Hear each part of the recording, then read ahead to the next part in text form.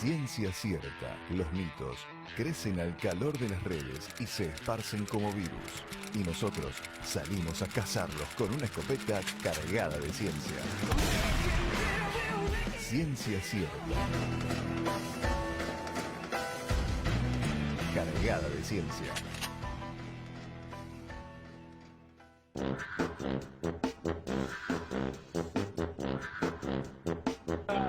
42 minutos, continuamos en la brújula de la semana y ahora llegó el momento de hablar de ciencia, por eso tenemos del otro lado, también en su casa, como yo en el día de hoy, Belén Almejún de Ciencia Nuestra, para charlar un poquito de una perspectiva que me parece y me resulta muy muy interesante, además pensado en nuestra región, pensado en una región industrial como la nuestra, y que tiene que ver con cómo afecta las condiciones de contaminación ambiental, de contaminación del aire, y de ya el aire que respirábamos antes a la llegada del COVID, cómo nos afecta, ¿no? Para pensar en qué condiciones estamos. Buenos días, Belén, ¿cómo estás?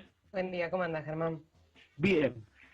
Bueno, yo estoy asombrado y sorprendido por esta comunicación triple con la Vox y con vos y que salga ya chocho de la vida. La tecnología. Contanos de qué se trata hoy.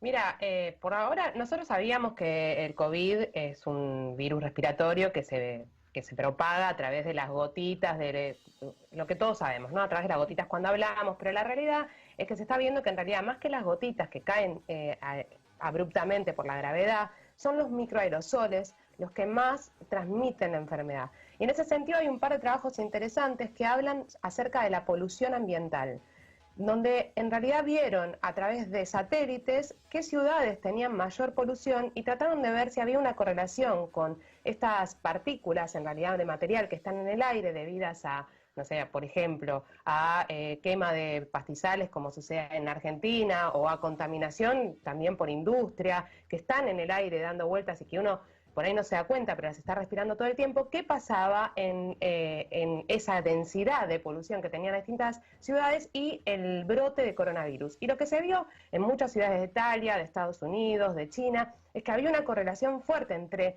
el pico de contagios y ciudades con alto índice de polución. Y esto, en realidad, lo que vieron es que tenía como varios por qué, digamos.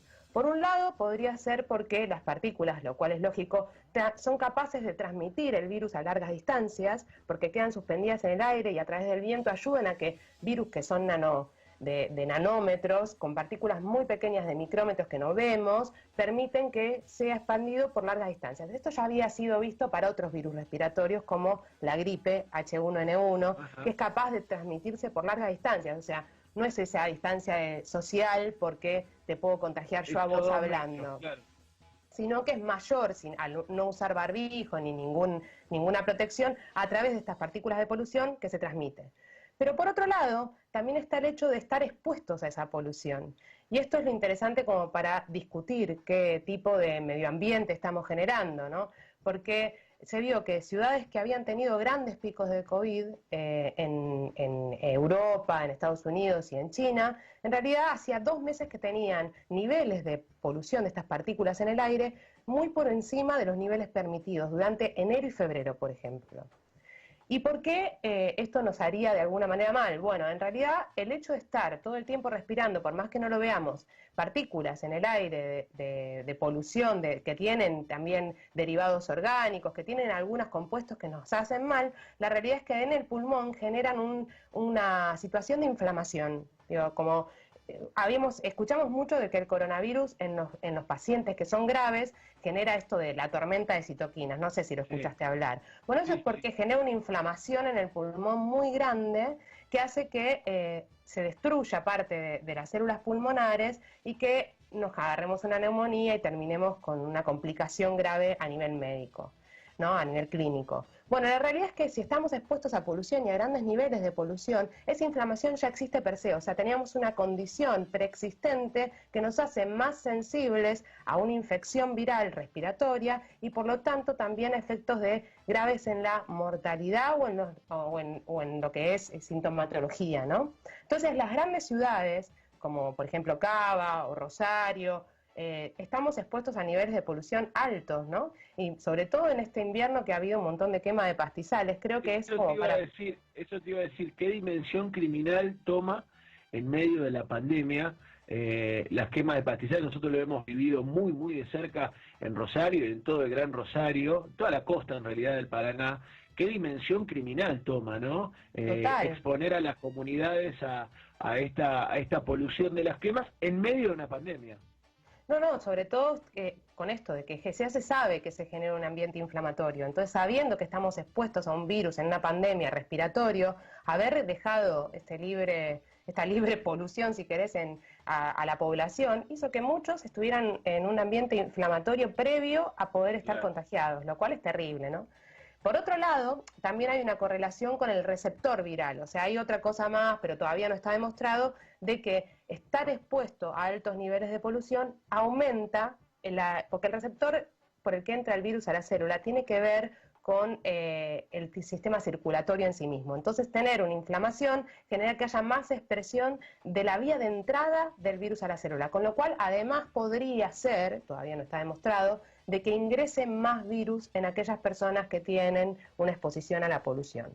Por tanto, para mí esta pandemia nos hace repensar mucho en el modelo, ¿no? Porque no solo es el contacto, primero, ¿por qué surge esta pandemia, ¿no? La interacción del hombre con la naturaleza, la deforestación, el contacto con animales que no tenés contacto normalmente, la transmisión zoonótica, y después además cómo tenés en la parte de lo que es el medio ambiente, que no lo estamos cuidando, y que también hace una exposición al propio ser humano, que está en ese ambiente con altos niveles de polución, a que además esté más propenso a una gravedad frente a un virus respiratorio de este tipo.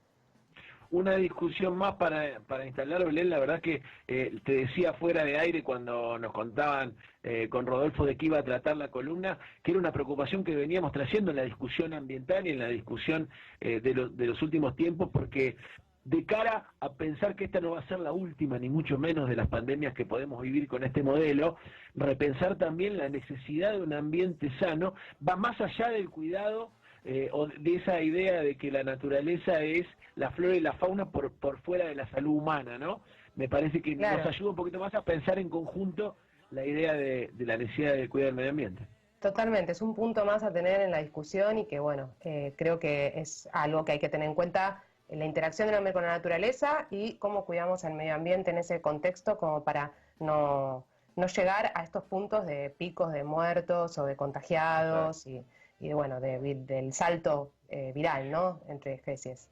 Bueno, sé que tengo el adelanto que probablemente algo de esto haya en la página de Ciencia Nuestra, la página del grupo del que participás, y nosotros seguramente, con permiso, lo vamos a trasladar también a brújulacomunicación.com.ar, nuestra página, para compartir este laburo tan interesante que hacen, que nos parece que es fundamental a la hora, como siempre, de pensar nuestras realidades de la ciencia. Belén, te mando un abrazo muy grande. Un abrazo grande, Germán, gracias. Charlábamos con Belén Almejún en nuestra columna Ciencia Cierta, a partir de esta idea de que el ambiente, de que lo que tiene que ver con la polución del ambiente, genera peores condiciones para enfrentar este tipo de pandemias como la que estamos viviendo.